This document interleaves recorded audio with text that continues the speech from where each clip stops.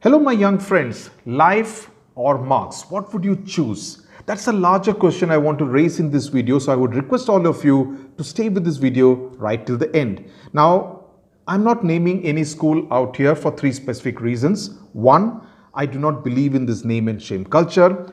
Number two, I do not think the schools really are at fault. Number three, I do believe that the schools have had a rather tough year.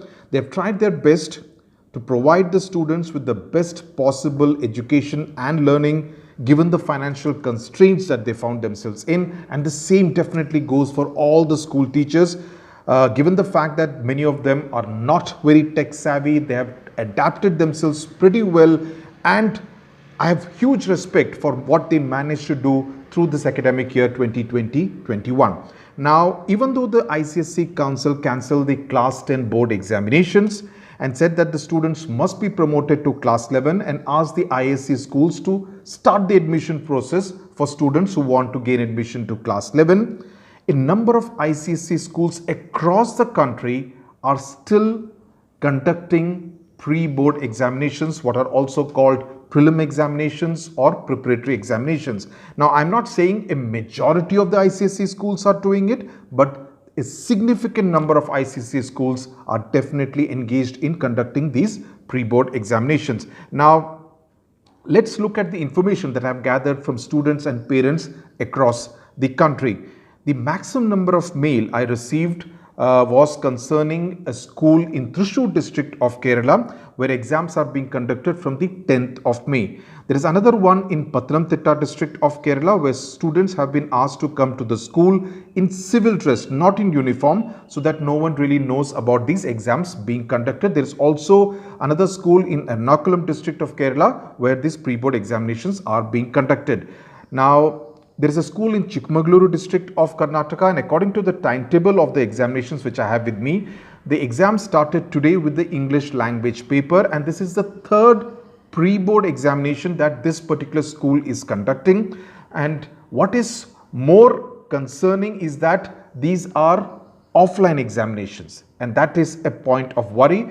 And after the examination that concludes at 12 o'clock every day, the school will conduct revision till 3 p.m. the same day, presumably to prepare the students for the next day's paper. They are calling this the revision time. A student of a school in Gurdaspur in Punjab wrote to me saying that her school is conducting pre-boards from the 22nd of April. A school in Bengaluru is conducting examinations from the 3rd of May. The message from the school says, and hear this, each day one exam will be conducted. Students need to take this exam seriously and prepare themselves well, as this is your last chance to score good marks. There is another school in Bengaluru where the principal has sent this message to the students.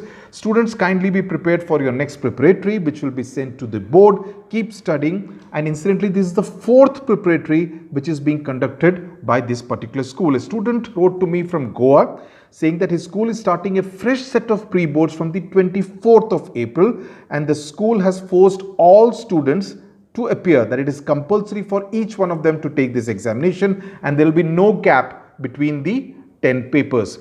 There is a school in Lucknow which has begun its third pre-board examinations. This one is online, and each paper is of 40 marks, not of 80 marks, except computers, which is of 50 marks.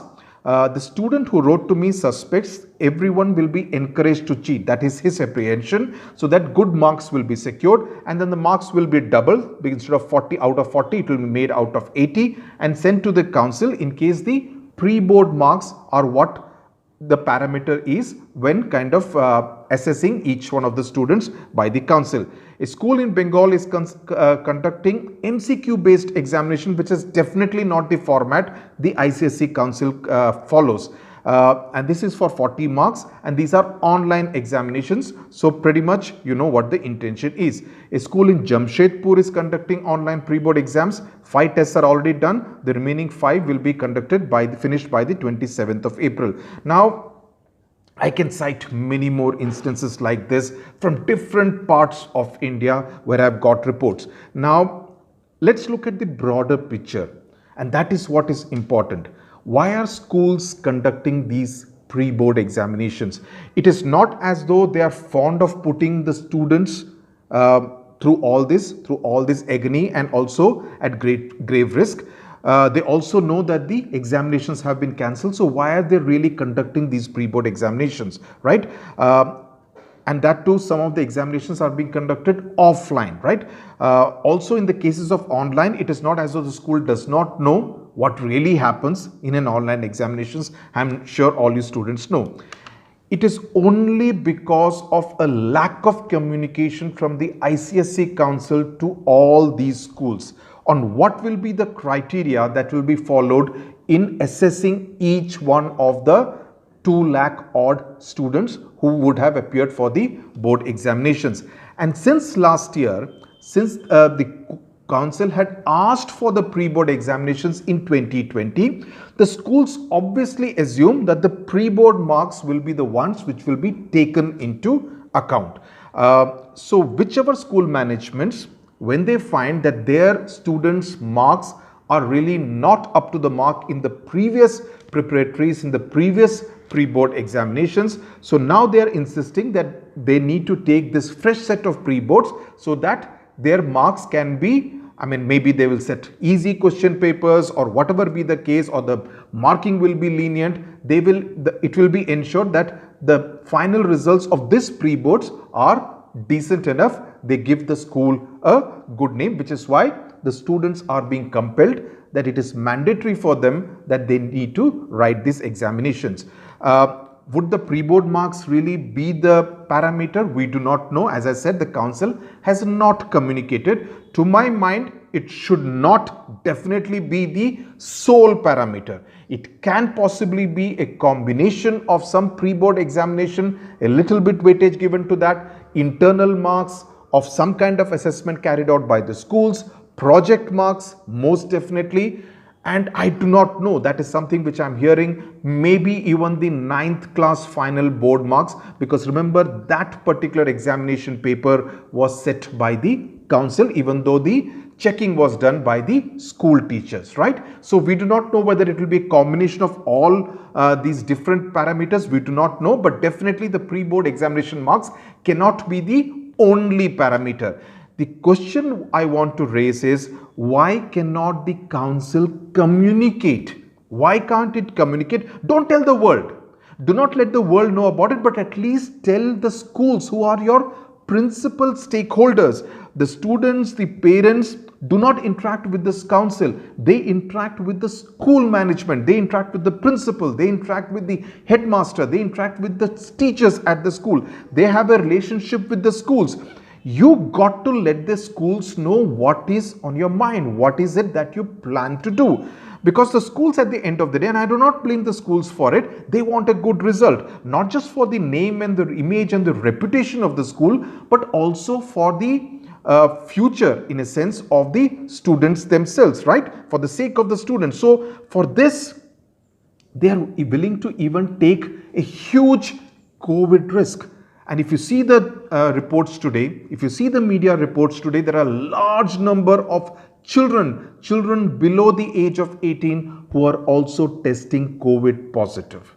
COVID positive, many in Delhi. I can tell you instances.